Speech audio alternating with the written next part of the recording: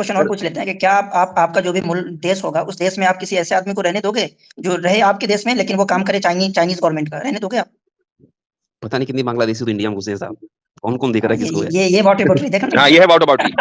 आप निकाल दो उन्हें, आप निकाल दो ना उनको, क्यों नहीं निकाल रहे? इतने लोग बैठे हैं ना साहब, आप तो देख ही रहे हैं, ओवैसी साहब बैठे हैं, पता नहीं कितने लोग तो बैठे हैं ना, कहां अरे तो ओवैसी साहब की क्या चलती है? ओवैसी साहब हुकूमत में है क्या? मोदी जी हुकूमत में निकाल दें। और दूसरी बात ये कि आसिम भाई ने जो सवाल पूछा वो ये नहीं पूछा, उन्होंने पूछा कि क्या इंडिया में रहने वाला कोई बंदा चाइनीज गवर्नमेंट के लिए काम कर सकता है कि नहीं।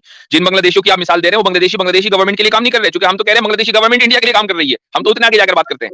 हम ये पूछ रहे हैं आपसे कि चाइनीज गवर्नमेंट के लिए कोई बंदा काम कर सकता है इंडिया में रहकर, गवर्नमेंट के लिए? नहीं, कोई नहीं कर सकता, नहीं कर सकता। इस्लामी स्टेट में कर सकता है, यही फर्क है। इस्लाम देखो कितना टॉलरेंट है कि आप एक इस्लामिक स्टेट में रहते हुए आप किसी दूसरे नजरियात को, जिस नजरिया को इस्लाम बातिल समझता है, गलत समझता है, उसको ओन कर सकते हो, बल्कि सिर्फ ओन नहीं कर सकते हो, इस्लाम आपकी जान के साथ साथ आपके अकीदे मजहब जिसको इस्लाम गलत समझता है उसकी भी प्रोटेक्शन की जो है वो जिम्मेदारी लेता है। तो आप ज्यादा उदार हुए या इस्लामिक स्टेट ज्यादा उदार हुआ? अच्छा, एक मिसाल और दे देता हूँ राज साहब, एक मिसाल आपको पता ही होगा, मुसलमान शराब नहीं पीते, ये तो पता ही होगा ना? पता नहीं कितना पीते हैं साहब। अरे इस्लाम में शराब नहीं है, उसकी बात हो रही है, पता है आपको? ये नहीं पता इस्लाम में शराब हराम है? ठीक है, आप अगर इस्लामिक स्टेट में और आप नॉन मुस्लिम है, आराम से धड़ल्ले से शराब पीजिए, कोई टेंशन नहीं है। आपको पता है कि इस्लाम में पिग, पोर्क जो है वो हराम है, आप अगर इस्लामिक स्टेट में रहते हैं और पोर्क खाते हैं, आराम से खाइए, नो टेंशन।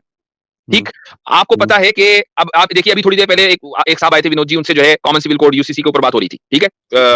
तो आप अगर इस्लामिक स्टेट में रहते हैं, आप अपने पर्सनल लॉ के ऊपर अमल कीजिए, कोई मसला नहीं है। तो इतनी आजादी आपको एज ए नॉन मुस्लिम एक इस्लामिक स्टेट में है, वो आजादी आपको एक सेक्युलर लिबरल स्टेट कभी नहीं दे सकता।